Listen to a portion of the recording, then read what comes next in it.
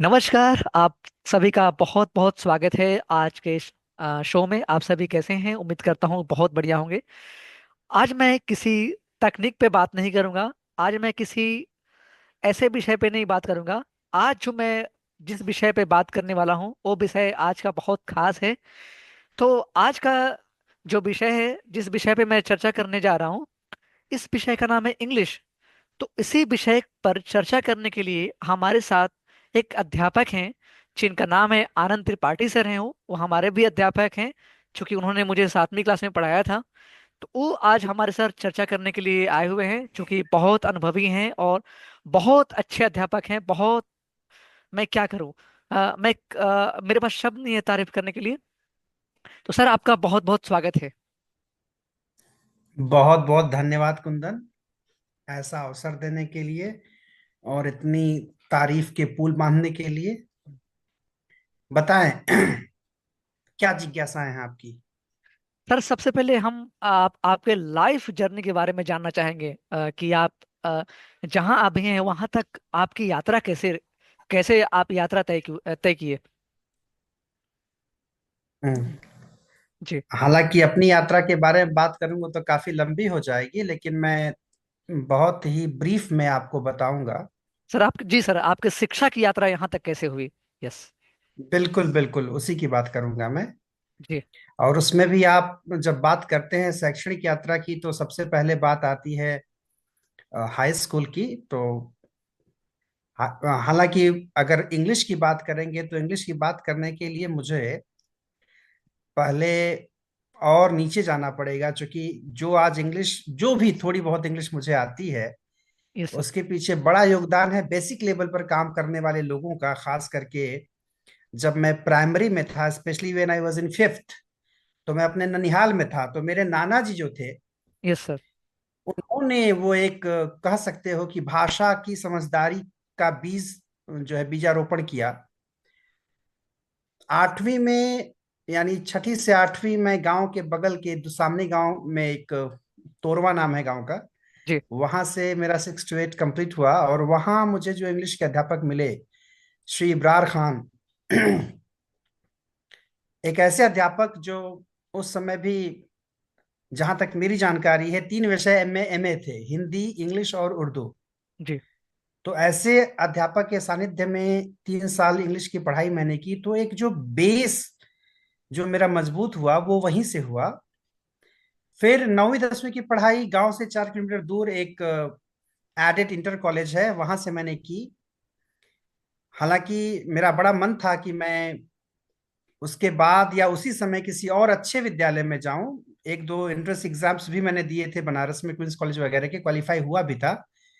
लेकिन पारिवारिक चुनौतियों की वजह से मैं जा नहीं पाया।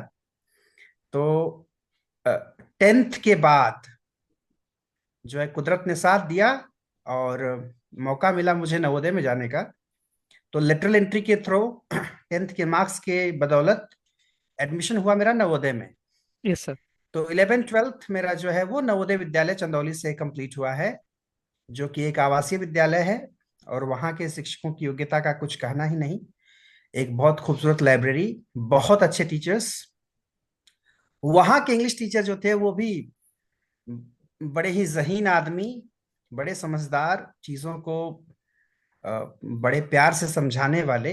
Even when I was in 10th 9th 10th, वहां भी, हालांकि देखो, बाद में अगर मैं कहूँ 12th के बाद, शुरू में मुझे पता नहीं था कि मुझे इंग्लिश को लेके आगे बढ़ना है। यस क्योंकि सर। आज इंग्लिश की बात हो रही है तो मैं इंग्लिश टीचर्स की बात स्पेशली कर रहा हूँ। बिल्कुल बिल्कुल सर। हालांकि मेरी लाइफ में बाकी टीचर्स का भी बहुत बड़ा योगदान रहा है।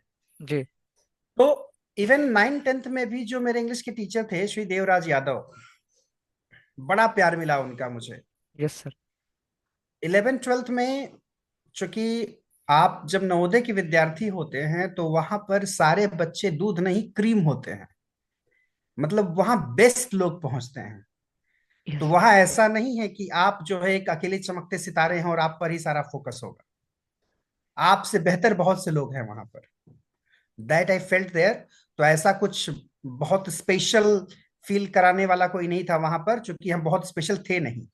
हाँ, कुछ चमकते सितारों में एक झिलमिलाता टिमटिमाता सितारा यस सर। नवोदय की दुनिया में। तो ट्वेल्थ वहां से कंप्लीट हुआ, नवोदय से। उसके बाद सर आपका साइंस का विद्यार्थी। 10वीं और 12वीं में क्या इंग्लिश का नंबर कितना रहा है? थोड़ा जिज्ञासा हाँ, है ये कि काफी इंटरेस्टिंग प्रश्न पूछा तुमने, और इससे ये भी पता चलता है कि नंबर हमेशा मैटर नहीं करते। Yes sir. मैं बताऊं तुम्हें, टेंथ में हालांकि जो एक्सपेक्टेशन थी मेरी वो थी कम से कम 80 की, लेकिन आया केवल 63। 63। 63 या 64 था टेंथ में इंग्लिश में मेरा, आउट ऑफ 100। दो पेपर हुआ करते थे उन दिनों, यस सर। 50-50 के। दोनों पेपर में मिला करके यही स्कोर था। Even then I was the topper of the college. ओ वाह। टोटल एग्रीगेट मेरा 69% बना था उस समय। लेकिन ट्वेल्थ की बात अगर करूं, ये और इंटरेस्टिंग है। सीबीएसई का विद्यार्थी होने के बाद भी ट्वेल्थ में मेरे इंग्लिश में आए केवल 49 आउट ऑफ 100। ये कैसे सर, मतलब ओनली 49। 49? ओ। Only 49, yes.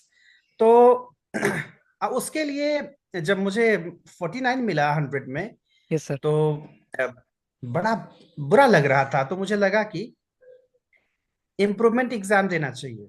Yes sir. तो मैंने अगले साल इम्प्रूवमेंट एग्जाम भी दिया। अगेन आई स्कोर्ड ओनली 59, वो भी एक नंबर कम रह गया 60 में। ओ। तो मैं तुम्हें बताऊं कि जो इम्प्रूवमेंट एग्जाम की मेरी मार्कशीट है वो केवल एग्जाम देने भर तक ही सीमित रही, उसका मैंने कभी यूज नहीं किया। Yes sir. मैंने अब तक जो भी जॉब के लिए फॉर्म भरा या जो भी जॉब ज्वाइन की, उसमें हमेशा मैंने वो पुराना नंबर, पुरानी मार्कशीट ही लगाई। 59 का स्कोर कहीं डाला ही नहीं। तो मैंने सर कहा क्या, जो ओरिजिनल है मेरा। हाँ तो क्या हम दोनों रख सकते हैं? ऐसा तो नहीं कि इम्प्रूव, अगर हम इम्प्रूवमेंट के लिए दिए हैं तो वो वाला मेन हमारा हो गया हो, ऐसा कुछ? नहीं, ऐसा नहीं होता है। इम्प्रूवमेंट वाला ये होता है कि अगर आप चाहें, जैसे उसमें 10 नंबर बढ़ गया मेरा, 49 से 59 हो गया, यस सर। तो मैं चाहता तो वो +10 यूज कर सकता था अपने एग्रीगेट में।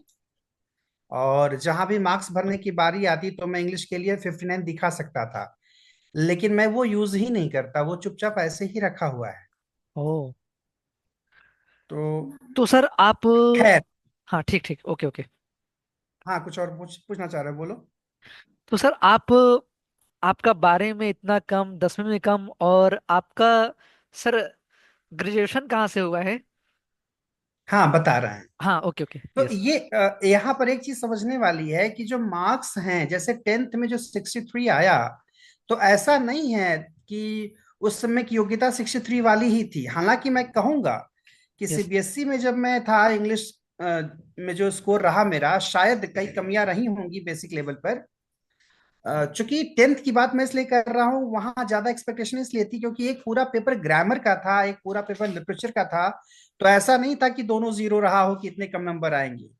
Yes sir. इवन इवन मुझे लगता है कि टेंथ के ही हाफ ईयरली में एक पेपर चेक हुआ था 50 नंबर का, उसमें मेरा 46 आया था।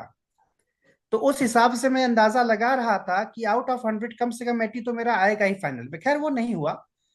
हाँ, ट्वेल्थ वाले मार्क्स से मैं इत्तेफाक रखता हूँ। शायद यस सर। कमियां थी, चीजें उस स्तर से नहीं हुई, या ये कह लो कि प्रेजेंटेशन नहीं आया। सबसे बड़ी कमी ट्वेल्थ लेवल में मेरी ये थी कि मैंने टेक्स्ट नहीं पढ़ा। और मैं तुम्हें बताऊं, वो कमी जो मैंने अपने विद्यार्थी जीवन में महसूस की, उस कमी को मैं एज टीचर हमेशा दूर करता हूं। चाहे मैं 9th की क्लास लूं, 10th की लूं, 11th 12th की लूं, केवल टेक्स्ट पढ़ाता हूं। केवल text, original text, line by line. Yes sir. मैंने आपका देखा भी है इन सर, माय आपने स्टूडेंट लाइफ। शेयर भी किया था आपने वीडियो सर, तो आप जी। हाँ, in my student life I never studied English as English. वो यस। लाइन बाय लाइन पढ़ने की आदत नहीं थी। लगता था कि बहुत टैलेंटेड हैं, केवल कहानी मालूम हो जाए तो आंसर खुद से लिख लेंगे। Yes sir. और वही एक कमजोरी रही कम मार्क्स लाने की। तो वो मैं नहीं चाहता कि मेरे विद्यार्थी वो गलती दोहराए। खैर, तो ट्वेल्थ के बाद, जैसा मैंने बताया कि मैं ट्वेल्थ में साइंस का विद्यार्थी था, तो साइंस के विद्यार्थी खास करके गांव से अगर बिलोंग करते हैं तो एक कहीं ना कहीं एक सेल्फ रिस्पेक्ट कह लो, ईगो कह लो, जो नाम दे लो, वो साइंस छोड़कर आर्ट्स में जल्दी नहीं जाते। उन्हें लगता है कि उनकी बेइज्जती हो रही है। हाँ बिल्कुल बिल्कुल। तो ट्वेल्थ साइंस के बाद घर वालों ने कहा कि ग्रेजुएशन आर्ट्स से कर लो, क्यों साइंस को परस्यू कर रहे हो। मैंने कहा ना, मैं और आर्ट्स ले लूं, ऐसा कैसे हो सकता है, मैं तो साइंस से ही पढ़ूंगा। तो ट्वेल्थ के बाद मैंने बीएससी में एडमिशन लिया। राजकीय डिग्री कॉलेज घर से बगल 8 किलोमीटर दूरी पर है। जी। साल भर बीएससी किया मैंने। हालांकि प्रैक्टिकल एग्जाम के पहले ही ऐसी अपॉर्चुनिटी आई कि मुझे घर छोड़ करके, यहाँ तक कि अपना प्रदेश छोड़ करके जाना पड़ा। यूपी से निकल के मैं झारखंड चला गया, वहां धनबाद में जाकर के फिर से मैंने एडमिशन लिया ग्रेजुएशन में। और वहां बीएससी नहीं किया, वहां बीए में एडमिशन लिया है। तो वहां भी एक बात यह है कि आवश्यकता क्यों रही, बीएससी क्यों नहीं किया मैंने, क्योंकि मुझे पता था कि मुझे अगर कुछ पढ़ाने का काम करना है, कुछ कमाने का काम करना है, तो ज्यादा समय देना पड़ेगा। और बहुत समय अगर मैं अर्निंग में बिताता हूं तो शायद मैं साइंस लेकर के आगे नहीं जा सकता। तो इसलिए मैंने डिसाइड किया, शुरू में मैंने डिसाइड किया कि अगर भविष्य में कभी सिविल में जाने का मौका मिला तो बेहतर है कि मैं हिस्ट्री लेकर के आगे जाऊं। तो मैं हिस्ट्री ऑनर्स करना चाहता था। Even I took admission in history honours. When yes. I return home, तो चाचा जी थे रूम पर, उन्होंने कहा हो गया एडमिशन, मैंने कहा हाँ। बोले क्या सब्जेक्ट लिए, मैंने कहा हिस्ट्री ऑनर्स। बोले ये क्या कर रहे हो, हिस्ट्री ऑनर्स क्यों लिया तुमने, इंग्लिश तुम्हारी ठीक है, तुम इंग्लिश ऑनर्स क्यों नहीं कर रहे हो, हिस्ट्री क्यों कर रहे हो। सब्जेक्ट ऐसा लो जो जिसका स्कोप आगे रहे, अच्छा रहे। और समझ लो that was the turning point. सोचो कि वो एक सलाह समय पर नहीं मिली होती तो आज इंग्लिश को लेकर के मेरा करियर यहाँ नहीं होता जहां मैं हूं। बिल्कुल सर। तो हिस्ट्री ऑनर्स छोड़ करके इंग्लिश ऑनर्स में एडमिशन लिया, 3 साल ग्रेजुएशन किया। हाँ, वहां जब ग्रेजुएशन में पहले साल 2 पेपर हुए और एक पेपर में 70 आया आउट ऑफ 100, तब मुझे लगा कि ओ मतलब सारी कमी मुझ में नहीं है, कुछ शायद चेक करने वालों में भी कमी है। क्योंकि अचानक से एक साल में ऐसा कुछ नहीं हो जाएगा कि बदल गया सब कुछ, कि मैं बहुत बढ़िया हो गया और अच्छे नंबर आ गए। ग्रेजुएशन में 70% स्कोर करना मैटर करता है। Yes sir. हालांकि सेकेंड ईयर में अगेन उन लोगों ने डिसअपॉइंट किया, फिर जनरल मार्किंग कर दी, 55 मार्क्स आ गए। अब सुनने वाले कहेंगे कि जब आपको अच्छा नंबर मिल रहा है तो आप कह रहे हैं सब अच्छा हो गया, और जब खराब नंबर मिल रहा है तो आप कह रहे हैं कि उन्होंने जनरल मार्किंग कर दी। Yes sir. लेकिन वही जब थर्ड ईयर या पार्ट थर्ड की बात करें, ग्रेजुएशन फाइनल ईयर की बात करें, तो उसमें मार्क्स ठीक ठाक आए। तब भी एग्रीगेट केवल 60.26 ही बना मेरा, ओ। सारे सब्जेक्ट को लेकर के। आई was the only first class in my English honours, बाकी सारे सेकेंड थे। And again that first class decided my admission in BHU. क्योंकि फाइनल रिजल्ट आने से पहले बीएचयू का एंट्रेंस दिया, रिजल्ट नहीं आया था, केवल फर्स्ट क्लास के रोल नंबर्स थे। और ये क्लियर करना था कि मार्क्स जो है 55% से एबव होने चाहिए ग्रेजुएशन में।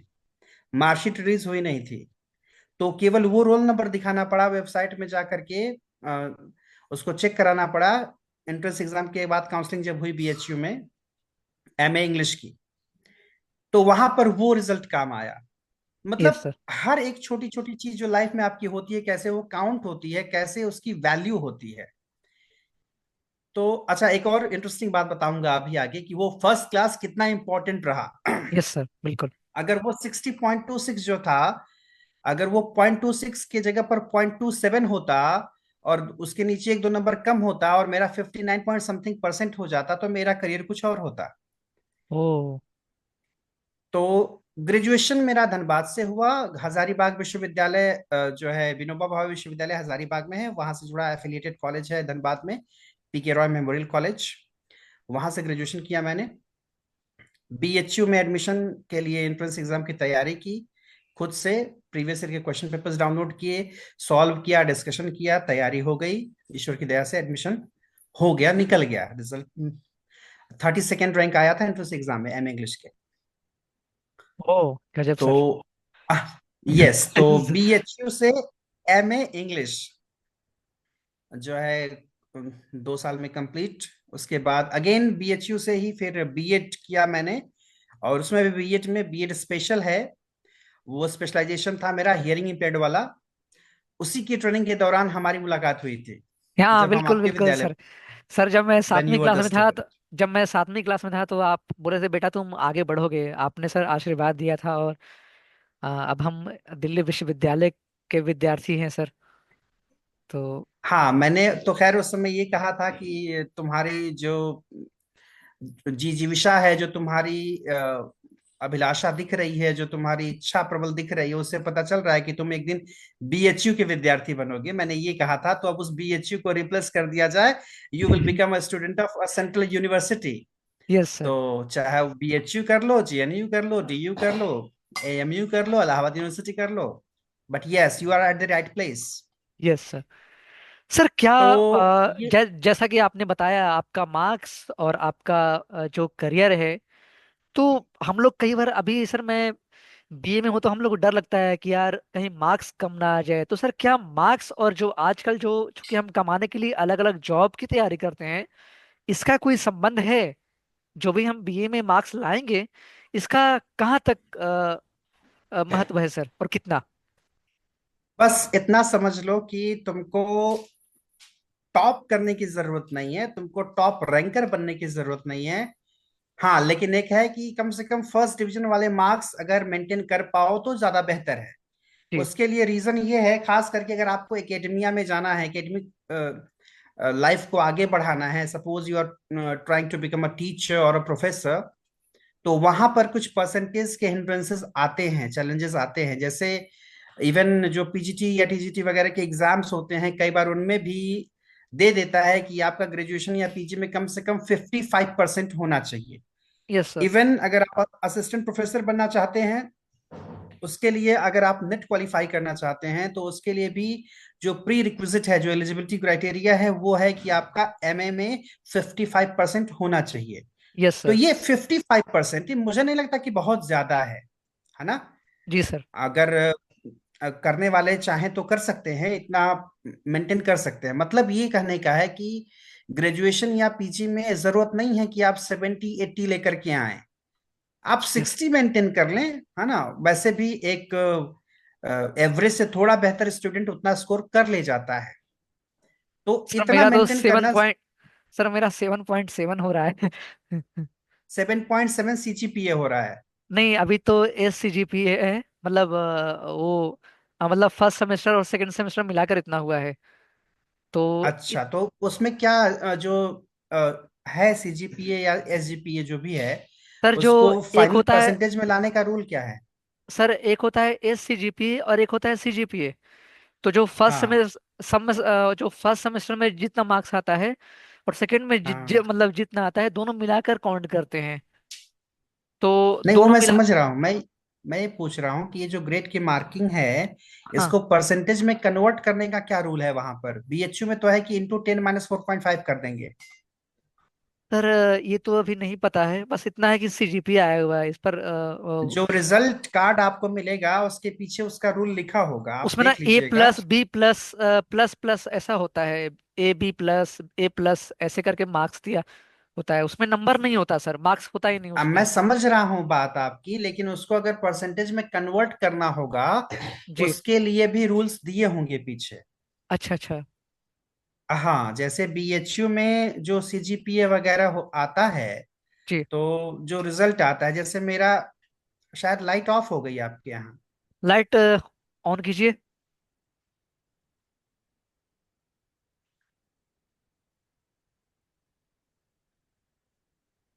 हाँ सर।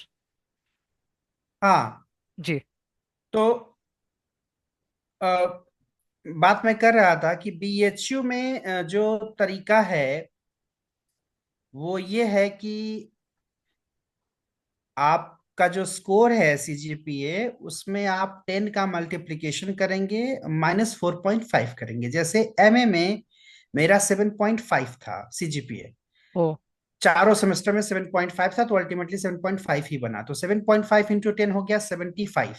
75। उसमें 4.5 माइनस करेंगे तो हो जाएगा 70.5%।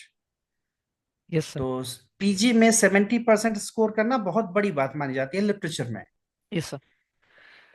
तो सर क्या तो इसी आपका तरह से ऐसा हाँ। कुछ होगा। हाँ होगा हम्म। सर। हम आपके साथ शेयर करेंगे, एक बार हमें बताइएगा बाद में।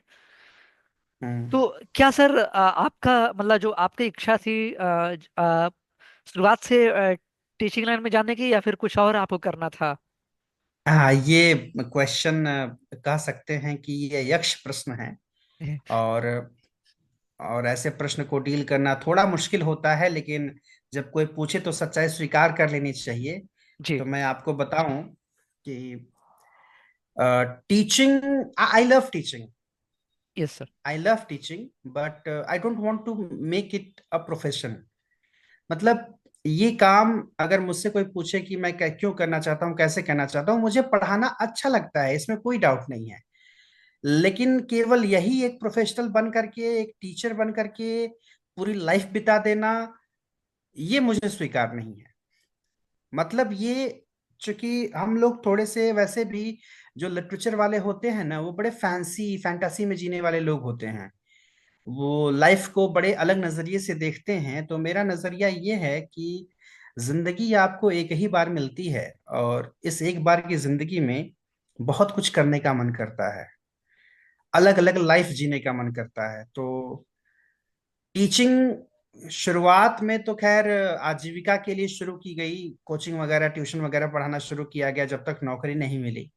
और जी। फिर फर्दर शायद नौकरी आप भी मिली तो। शायद आप धनबाद में ही पढ़ाते थे उस समय। मेरी आपसे बातचीत हुई कई बार, तो आप बता रहे थे कि हाँ मैं पढ़ाता हूँ यहाँ पे, ऐसा कुछ।